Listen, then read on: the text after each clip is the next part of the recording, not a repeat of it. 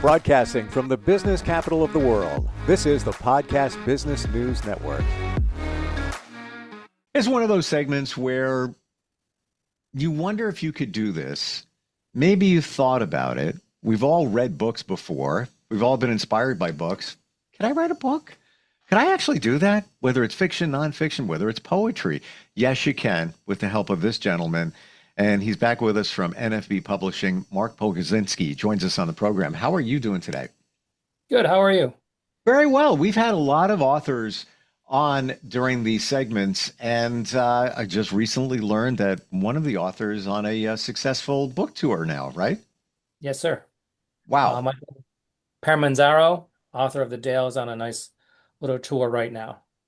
Very exciting. Well, today we're going to try something a little bit different. We've talked to authors who've done fiction, nonfiction. There was another category connected to fiction, but there was some historical connection to it. What was that called? It's creative nonfiction. Creative nonfiction. Okay, today poetry, and the author is Verde Mar joining us on the program. How are you doing? I'm doing great. Thanks, Steve. It's great to be here. I actually tried to get on 3 hours ago. You know, you guys are 3 hours ahead all the time. So, I just wanted a piece of the action. It's so funny. I saw you logged in. We were doing another show, and our producers, I messaged them, and I'm like, who's this person? Do you know who it is? And they said, we don't know who that is. I have no idea. Well, I'm glad you made it. And lots to talk about here. First out of the gate, in terms of your book, which is The Empathy of Rain, a collection of poems by Verde Mar, why did you decide to write a collection of poems as opposed to, let's say, a fiction or nonfiction book? Yeah, that's a great question. The funny thing is I've written my whole life, but as a technical writer, for companies like Apple, Netscape, and Sun and stuff and such. I always wanted to write my own, novel, but I think part of it, my reticence was, how the hell do you ever write dialogue? Well, the answer is we have dialogue going on 24/7 to ourselves. Mm-hmm. So, but poetry, I never dreamed of it. The only poem I ever wrote was 21 years ago. No, 50 years ago in a snowstorm in New England. And the first line was, "A sunless cold breathes on snowbound streets." I was waiting for a bus in a snowstorm. That's what came to mind. And I always remembered that. But it never occurred to me to start writing poetry until COVID hit. And I got on Twitter, social media, and the writing community embraced me. And so that was the beginning. And here we are 6 years later, and I've written 2,500 poems. Wow. I know, that's more than one a day.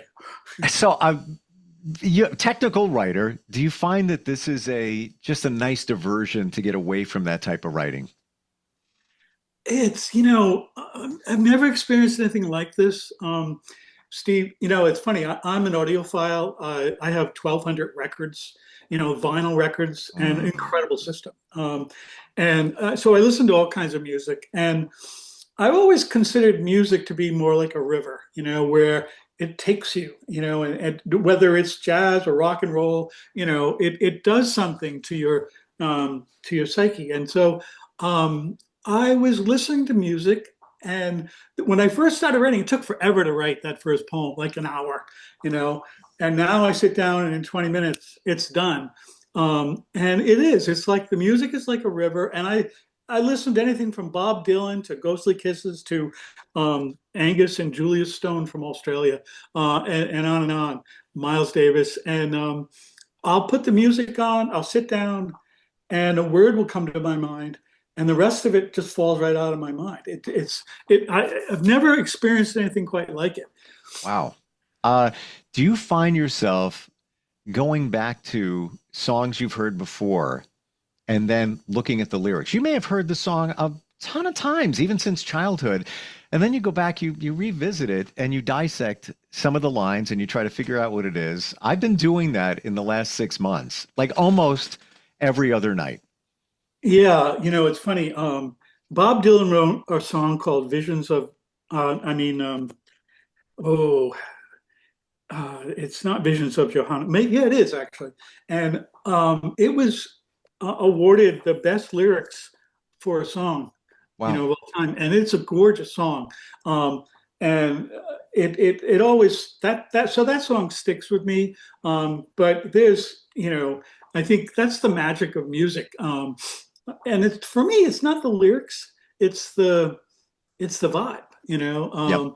and we can get that from just about anything. I mean, even Ode to Joy from Beethoven's Ninth Symphony will give you that, goosebump feeling. I'm right there on your page, and it's my belief that artists of all different types put their vibration into it. There's a certain vibration that goes into creative work. Why are some things more popular than others? I truly believe that we pick up on the vibration that has gone into it. And that's what we receive. That's what we're feeling. It's not just about some notes, some beats, some lyrics. Do you feel the same? You said the word vibe, so Well, actually, I do. And when I think about, so, back in 2023, I self-published my first book, Turbulent Waves. Um, and this is my second book, The Empathy of Rain. But the first book is going to be part of a trilogy called Entangled Universes. And if you think about quantum mechanics, and we are in an entangled universe, and I think that what you're speaking of there, the vibe, is part of that.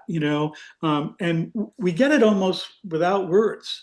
Um, you get a vibe from somebody you meet, for example, or a place you go to, or the people that you meet. And I think that's kind of magical. So what I've tried to do with my poetry is tap into that, and it's very interesting to me when I look at the first poems I wrote in Turbulent Waves, what I have in The Empathy of Rain, and what I'm doing right now. So that's basically spread out over 6 years. And I never studied poetry in college. My degree is computer science, and I minored in tech writing, and that's how I got into technical writing. But yeah, I really started looking at that. So there's a poet. His name is Arthur Rimbaud, and a long time. I mean, I forget what century he wrote in, but Bob Dylan and Picasso, read him, and he wrote Illusions. Uh, no, not Illusions, Illuminations at 21, and it's considered a masterpiece, in the poetry genre. So I've started to study poetry, at least poetic forms more. You've heard of the haiku, which is a very three-line, 3, 5, 3 syllables. Tanka is five lines, 3, 5, 3, 5, 5, 7, 7, a form, and it's fun. Hmm. So I've never really experienced anything quite like this before. I'm a skier. I like to let golf play me. um, and I built a house. Going to build another one. So I like doing different things. But this came out of nowhere, and now it's such a thrill. And if we get a chance for me to read anything to you, there's a couple of ideas here. One would be to read something old, something out of the new book, and then something recent. But whatever you want to do That will would be work. great. Before we get into that, Sure. one question. Is there a common theme between the poems that are in this book? So the Empathy of Rain, right? So this is not part of the trilogy. This is separate. And what I've done is I've used different types of rain. From morning dew to Scotch mist. Scotch mist is that stuff that just kind of like floats above the ground. Spring rain, cloudburst.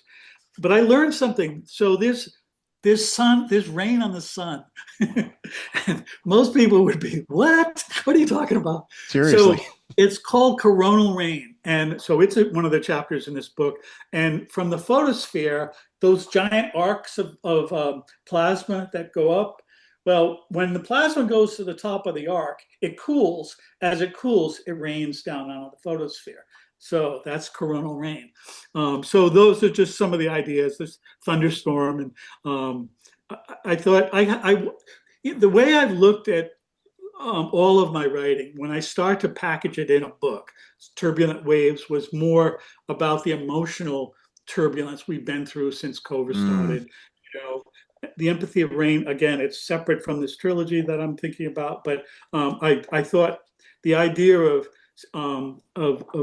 writing poetry that's kind of seeped in the rain, another nature, a part of nature. I get where you're coming from Yeah. because I was away last week and there was a rainstorm, and I walked around and I was taking pictures of the drops on plants, and every single drop was like a work of art. And I'm like trying to, get it in a certain way with a certain reflection, and what would this look like here? Kind of magical. Mark, Yeah. you've edited a lot of books, you've seen a lot of books, manuscripts.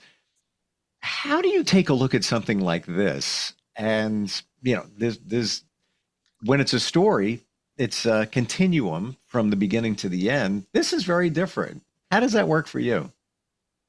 With poetry, the editing is different. As you say, you don't want to edit someone's poem because poems they're visual, the way they look on a page. That's important to a poet. Rhyme scheme, if they have one. Uh, Word choice, I think, not to dismiss it in terms of novels or nonfiction, is more essential, I think, for poets. That specific word, a specific way it looks on the page. So editing poetry, it's difficult. It's more the poet has to edit, and then you go by what they want and try to create something that's going to work for them. I used to lecture years ago about the beat poets, and Rimbaud was a big influence on them. He was a French poet, 1800s, and I think he died in the early 1900s. A lot of his work was referenced by the Beats, Ginsberg, Corso, and the like. So, yeah, I see that, and especially in this particular collection.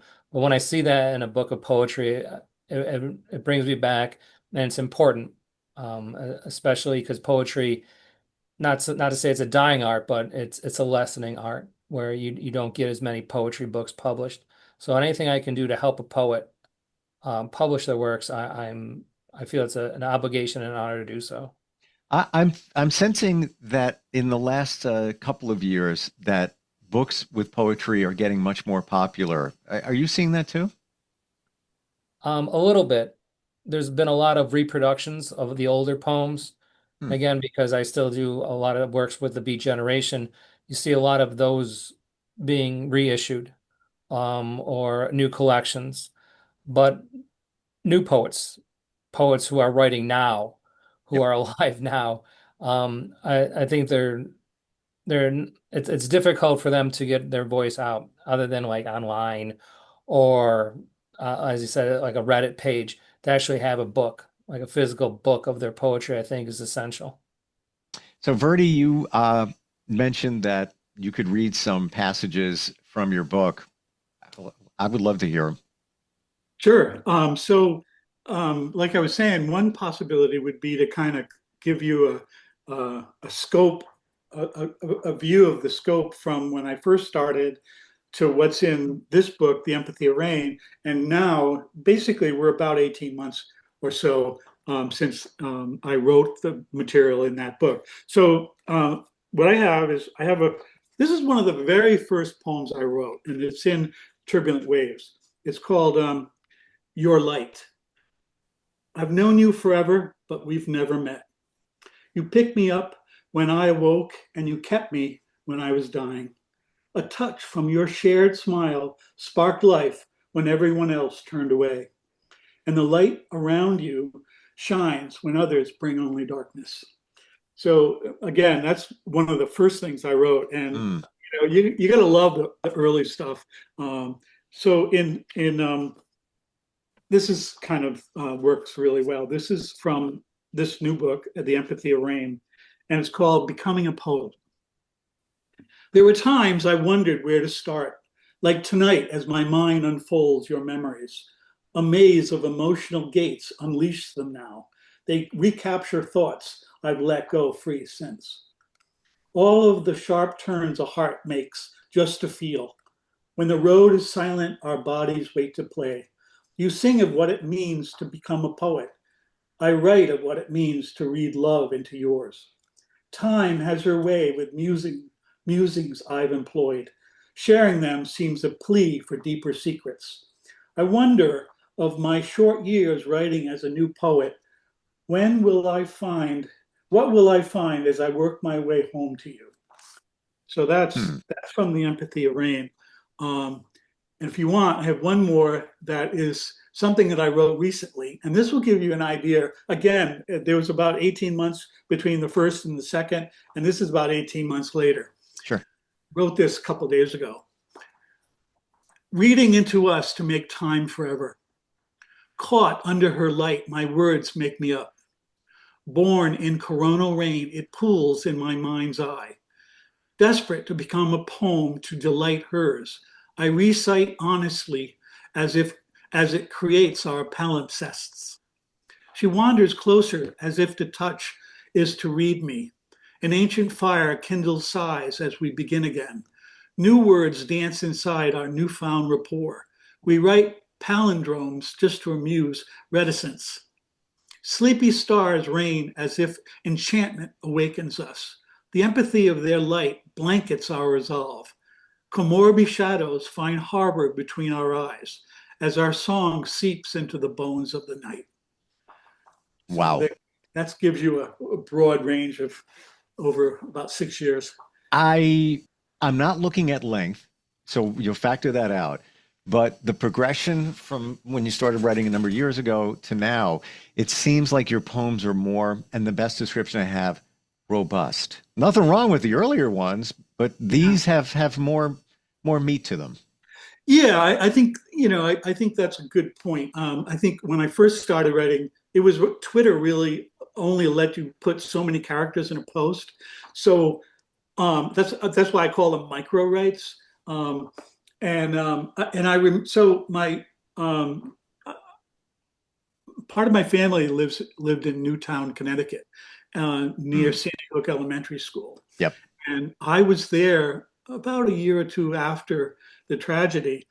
And I walked the streets of Newtown. And when I got home, I wrote something about how it felt. And it's short because, again, the Twitter requirement for characters in a post. But I packed more into that poem than probably anything I've ever written. So it is interesting to me how not only how my poetry has evolved over the last 6 years, but how we can use language to fill something with meaning and get away from the idea of a particular form, just to let the idea shine through. Do you still use the same technique that you did in the beginning where you start with a word pops in your head, whatever, and then you expound upon that? Yeah, so it's funny. When I talk about this with my friends, I say, well, Calliope is my muse. I've never had writer's block.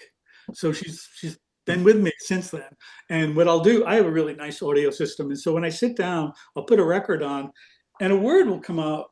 And I write it. So I write, the way I write is I write an email and I send the email. When I'm done, I send it to myself. And then I deal with putting up on social media or whatever. But so just a word or two, and again, I'm caught in the river that the music is unfolding, and it's funny. When you talk to somebody, we don't plan ahead. I mean, we might do that for a presentation or something, but like for example, for our Zoom meeting here, we didn't talk about there's no preparation. In other words, you guys didn't give me some questions, so we're ad-libbing, and in a sense poetry is also like that. And I find that quite magical. and I'm still caught in that river. And it's I've never done anything like this before.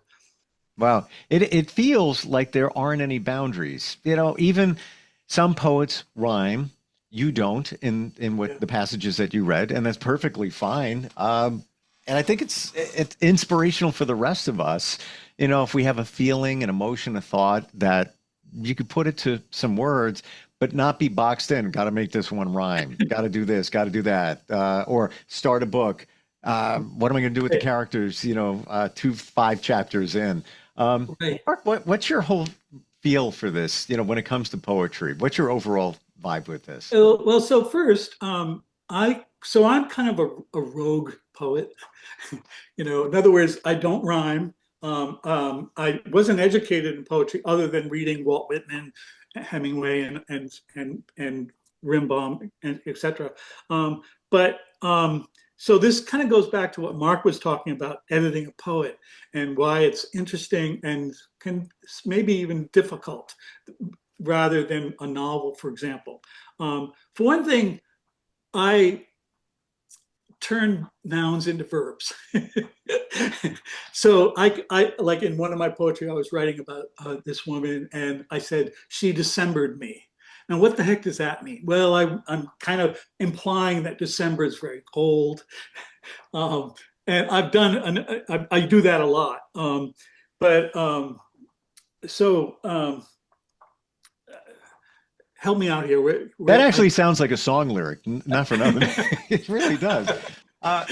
When you work with somebody like Verdi, Mark, where do you don't have to edit it. Would you even rearrange some of the content? This is new for me, to see how this whole process goes. It depends on the poet. And again, a lot of the stuff that I deal with when it comes to me is the physical representation on the page. So again, just the way I was brought up and the way I was taught to edit, like a two-page poem should be on two opposing pages. You shouldn't have to flip a page to finish a poem unless it's an incredibly long poem, Hmm. which is fine too. So when it comes to me, I want to make sure it looks physically correct on the page. And again, with Verdi's poems, um, they didn't start at the top of the page. They started in different sections on the page, but they were all centered and they all had to look a certain way, a uniformity to the book, even though uh, the theme of the rain is throughout. So for me, as the editor, as the book creator, I just focus on the physical thing. But like as me as a writer, I think most writers start off as poets at one way or the other. Um, Even like you go back to Shakespeare, he's always referred to as the poet, and his poems influenced his playwriting. So I think a lot of every creative writer is a poet one way or the other. And even to this day, I write little lines to my wife on post-it notes and leave them around the house, and the kids find them and they ask what it is, and it's just something you did, and it might not mean anything, but it was a rhyming couplet that popped into my head and I wrote it down. So I Hmm. think a lot of poets are like that. And again, you say the refinement with Verdi's poems. As you say, they become more robust. And I think poetry, more so than any other genre, reveals the artist. Like a person can write a horribly graphic murder mystery and be the nicest person in the world. Poets are their poems. Okay. And I think that's what makes poetry collection special. And like, as I said, essential to who we are as a society. Poetry reveals us more than any other genre of writing. In terms of what you do with your publishing company, this is the radical difference, where even just the way the words are shown on the page, that's important as well. Some people self-publish. Okay, that's fine, whatever. Nobody's looking at that kind of thing. Nobody's looking at the continuation of the poems and all of that. We're just about out of time. Verdi, I'm going to throw final question to you. If you could pick one word to describe the theme, now we're talking about raindrops or rain in this particular book. I'm sure there's some things on your mind right now in terms of, your next book or collection. What word would encompass that? Yeah, melancholy. Um, I think if you look at the world today, you'll see melancholy everywhere, in all phases of life. And it speaks to me, deep set. Whether so Billie Holiday sang a song called "Strange Fruit." She was pulled off the stage in New York City by the New York Police Department for singing that song. It's a song about hanging, Black people. And I wrote a poem called "Crying Trees" for Billie Holiday about that. I mentioned the feeling of writing for Sandy Hook Elementary, and incredible feelings. Just walking the streets where I mean, I'll read it for you. Ghosts live in Newtown, frozen in summer. Ceremonial priests chant, a haunting unlike any other. Streets devour footprints, they all disappear. Clouds race away like yachts, there's no finish line. Churches cry for prayers, despair paints skies. There's no music here, even thought is gone. That's the feeling I had in Newtown, Connecticut. And I feel what you're feeling by hearing those words. It's almost as if I don't want to listen anymore because I don't want to. I'm speaking very serious. It's like I don't want to go back there again. And I'm on Long Island, right across the Sound, Newtown. So very much on my radar. Knew some people or do that. Were connected to that tragedy. But this is why poetry is so powerful. NFBpublishing.com is the website if anybody's thinking about maybe getting your works published, whether it be a book, whether it be poetry. Fantastic talking with you both. I really appreciate it. I don't think I've ever talked to a poet before, being honest. Yeah, I appreciate it. Mark and Verde, thanks for being here today. Thanks, Steve. Mark. Thank you. Appreciate it. We'll be right back.